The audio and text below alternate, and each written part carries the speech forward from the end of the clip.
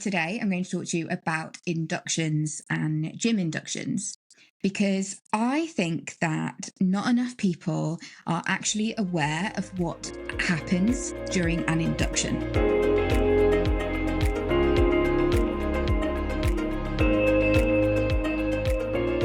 So, hi, welcome to episode 3 of the Not So Typical Fitness podcast.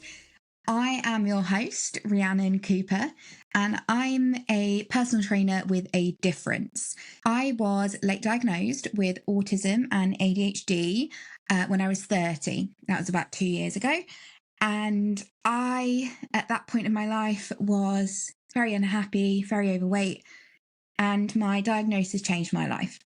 Now, I've created Not So Typical Fitness to support other neurodivergent people or anyone who feels as though traditional fitness spaces haven't been designed for you. I know exactly what that feels like because that's me. And even today, as a qualified personal trainer, to be honest, I still feel like some gyms are not built for me and that I don't belong. And I know that I do, but it is a constant challenge. And that's coming from a personal trainer because I am a qualified personal trainer now. So if I still feel like that, there's work to be done. There's work to be done to improve the fitness industry. And I think that's because there isn't really that much information out there about it. Inductions sound scary. And maybe that is because of this link to do with when you start a new job and you have to go for an induction there. Maybe it's to do with that. But I think I want to kind of break the stigma of this idea that inductions are bad because I am a big advocate for inductions. And the reason I say that I'm a big advocate for inductions, because you might be sitting there thinking, well, you have to have an induction to join a gym. Actually, you don't. Some gyms, they will insist that you have an induction. So I used to go to a private gym and more of a boutique gym. That one you have to have an induction. So there was no way I could avoid it. Also, a local leisure centre will often insist that you go for an induction. But if you go to join a bigger chain type gym, so I'm thinking in the UK, this would be JD Gyms, Pure Gym, Gym Group, anywhere like that, that is, I would say like your budget gym. So any budget type gym will most likely, and I can't speak for all of them here, but in my experience, they will not insist on you having an induction. You'll have an option where you can book an induction, and it might be recommended, but you don't have to go. Now, I speak from experience here that I would be the type of person that would join a gym and would not want to do an induction because an induction feels scary. An induction feels like you're going to be watched and judged, and that's not what I would want. So I wouldn't want to go for one. I also feel like when you go for an induction, because I did do 2 inductions. Okay, and the reason I'm saying this, the reason this is interesting for me to talk about, I started my fitness journey at the small leisure centre.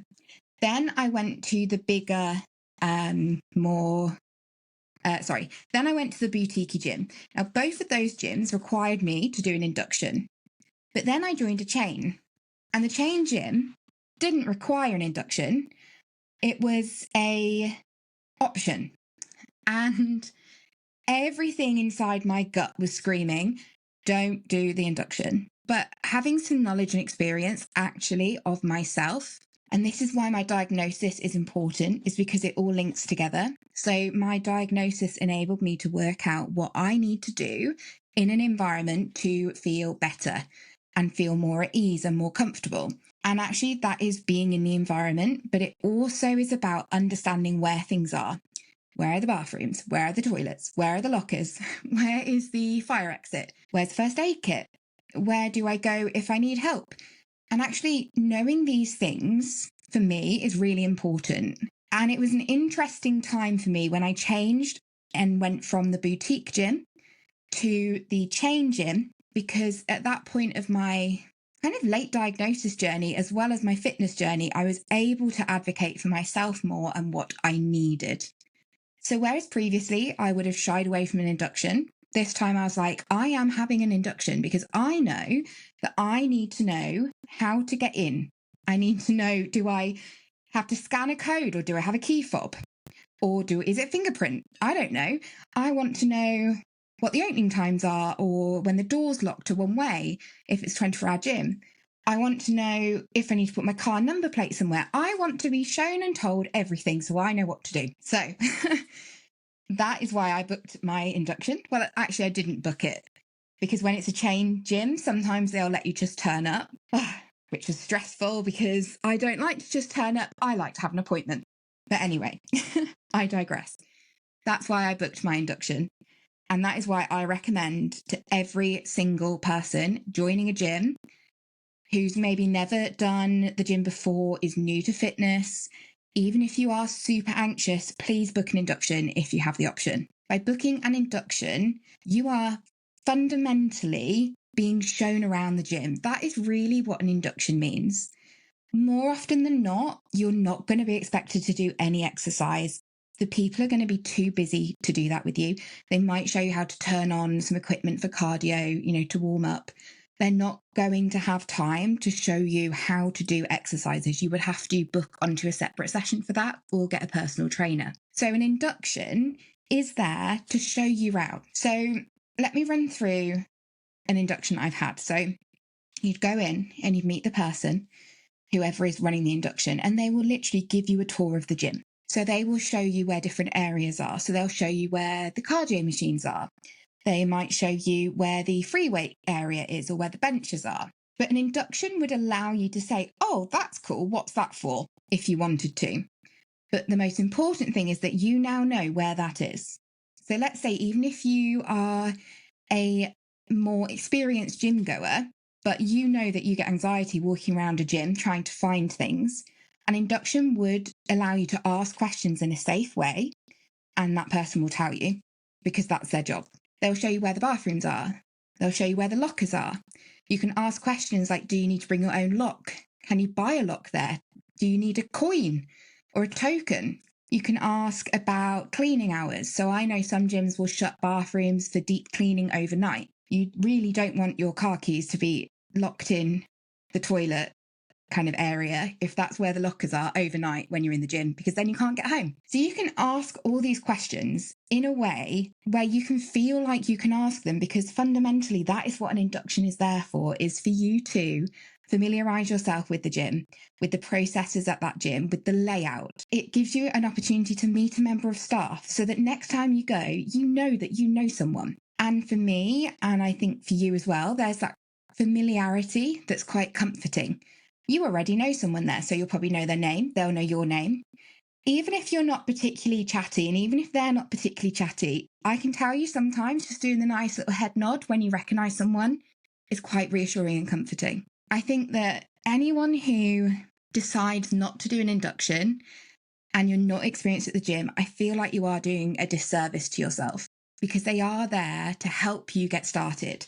Like to imagine them, instead of being called an induction, have them known as a get started session, because it pretty much is a tour around a gym so you can see everything, find out where the studio is, find out how to access booking onto a class should you want to do a class. If you've got questions about finding a personal trainer, you can ask them there. Have they got anywhere you can look at personal trainer information? It's basically a guided tour with somebody who knows the gym, who knows what goes on where. And honestly, knowing your way around the gym will make a huge difference when you then come to go to the gym that next time and the time after. I'm a huge believer that the more time you spend somewhere, the more comfortable it can become. And your comfort zone is like this. If your comfort zone is a circle or a bubble around you, and we just stay in our safe bubble, we're never actually developing our comfort zone. So what we need to do is these small actions, these little kind of experiences where we can like flex out this comfort zone, and that flexing over time actually stretches it out. So if you think you go for an induction, well, you've already gone to the gym once when you then come to go to the gym for the first time. And it's almost a little bit of tricking your mind into feeling confident in an area. And that's why I think you should do an induction. If you're feeling nervous, my advice would be reach out to your gym first before your induction. Like actually reach out to them. This could be by message, it could be a phone call, it could be an email, and you could say you're feeling a bit anxious and you're coming along to this induction. could they run you through what to expect? And I'm sure that someone will be able to reply to you and say, it's basically a tour of the gym. And that's probably it. And if it is more than that, they would have to tell you, because you'd need to be wearing gym clothes. You can do a gym induction, in my opinion. And I would probably check this if it's not a chain gym, but you can have a tour of the gym in any clothes. You could come straight from work and be in business wear and have a tour of the gym. If you're feeling nervous in advance of an induction, you can reach out to the gym. You can ask them the questions: what to expect, how many people are going to be there, do you need to bring anything? They're the 3 questions that I would ask. When I booked my induction at the chain gym, it was less informal than the other 2, because the other 2 insist you need an induction. So it was a lot more book a session and someone will meet you, fill out paperwork. Whereas with a chain gym, you do all of your paperwork online first. So actually, they don't really need to meet you. So with that in mind, it's a bit less formal than the other gyms I'd been to were. So what that will mean is it might be a group session. It might be where you just turn up at that time and say you're here for an induction and someone will come out and give you a tour. It might be less formal. That is absolutely fine. Just be prepared for that if it is a chain gym. But you can always reach out and ask what to expect at your gym induction. Do you need to book on to the gym induction, and how many people are in attendance? And do you need to bring anything? Those are your 4 questions to ask if you are feeling nervous. Otherwise, you can just go to the induction. And, worst case scenario, you get a tour of the gym, you feel a bit uncomfortable, you don't really talk, and then you leave. But like I said before, the biggest advantage here is that then when you want to go to the gym, you've already been once, so it's not as scary. And when you go the second time, you've already been twice because you had that induction. So it is just about building that comfort. Now, if you don't ask what you need to take and what you need to wear, I would say the safe things would be comfortable clothing that you could exercise in. I doubt you'll need to. But what you might find is after induction that you might want to do some exercise. You might actually feel more comfortable then just to go and get on a treadmill or a static bike and just do something and spend more time in the area, because again, that's how you build your comfort. If you do that, take a drink, take a bottle of water. There is nothing worse than not having a drink and needing one. And if you're feeling anxious, definitely take a drink with you. Although I'm sure most gyms have vending machines and water fountains. So yeah, don't panic. If you're going to become a gym goer, just always keep an empty bottle in the car to fill up. That is my tip for today. When it comes to shoes, just trainers. If you're not an experienced gym goer, you're not going to be expected to have the top brand new swanky pair of Nikes. And that's fine. If you do, great. Well done you. Go with it. But it doesn't matter. Just wear comfortable trainers that are supportive and that you can move in. That's the key. You don't want to be wearing work boots or heels or Crocs. You do see people wearing Crocs, but what I will say, if you drop a weight on your foot wearing Crocs, it is going to really, really hurt. I just wouldn't do it. And I live in Crocs everywhere else. So yeah, don't do it. Don't wear sliders. Don't wear flip-flops. Just wear trainers. Trainers are fine. When it comes to clothing, again, wear comfortable clothing that you can move your body in. They don't have to be expensive brands or super kind of matching and colour coordinated stuff. Literally just wear a baggy top and leggings, or wear trackies and a t-shirt. Comfort is key, honestly. And nobody actually cares what you look like. Honestly, nobody cares. I think as long as you are wearing sensible clothes, quote unquote sensible, you're going to be absolutely fine. And I'm going to be honest, I wear super bright clothes to the gym and I don't think anybody cares. And people can wear all black to the gym. I don't think anybody cares. I think people are so invested in themselves at the gym, they just won't notice you and what you're wearing. So have that in your mind. Headphones are good. Maybe earplugs if you want to block out noise but still be able to hear the person giving you an induction. And see if you can book an induction during a quiet time. So I had my induction at 8 p.m. at JD Gyms and it was heaving because that is when Zumba finishes. And I was like, oh my God, there was a million people trying to leave the gym at the time I was trying to get in, and it was busy and overwhelming. And I was mortified. It was really quite intense. But if I had managed to get onto an induction earlier on in the day, or maybe on a different day of the week, I think I did it on a Tuesday, that would help too. So quietest days are towards the end of the week or the weekends for sure. quiet times, I would say, are during the day, like during the work day.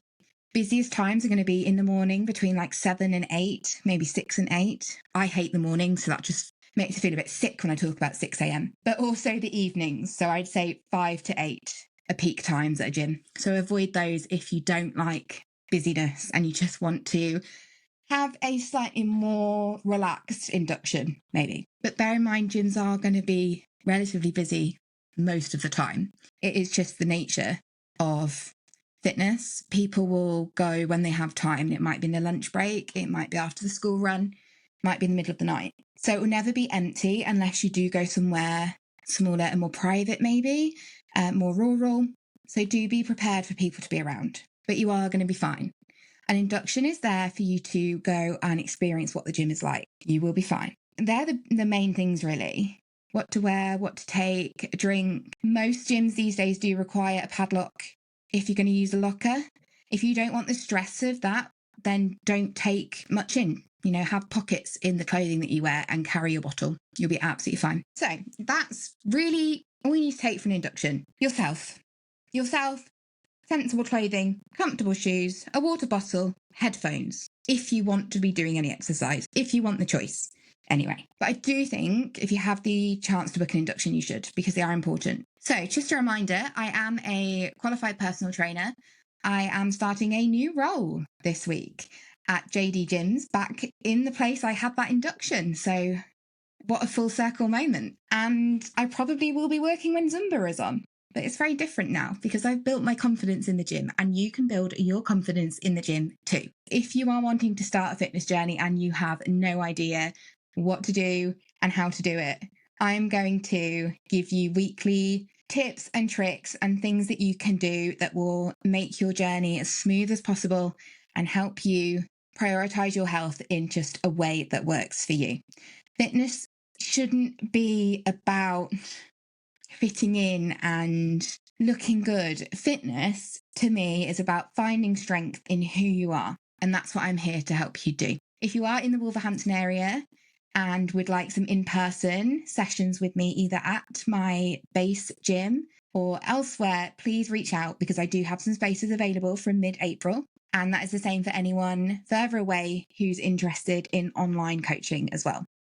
Send me an email or connect with me on socials. I also provide loads of freebies and information and things just to help you get started on your journey. So drop me a follow. Please rate this podcast if you like it, because it will help more people get it. And all I want to do is encourage more people to move their body in ways that work for them. And I want to help people feel healthier and better in themselves. Most importantly, I want people who are like me 2 years ago to know that they are not alone, even if they feel it. That even when the world is not designed for someone like you do deserve to take up space. And I will shout that from the rooftops if given half a chance. You do deserve to take up space. You do deserve to be healthy. You do deserve to go to the gym. And I will be in your corner supporting you, cheerleading you all the way. Please rate, review, follow, comment, subscribe, reach out, all of the good stuff, and look out for next week for the next drop. That'll be episode number 4. How has it been a month already? I do not know. I will chat to you soon.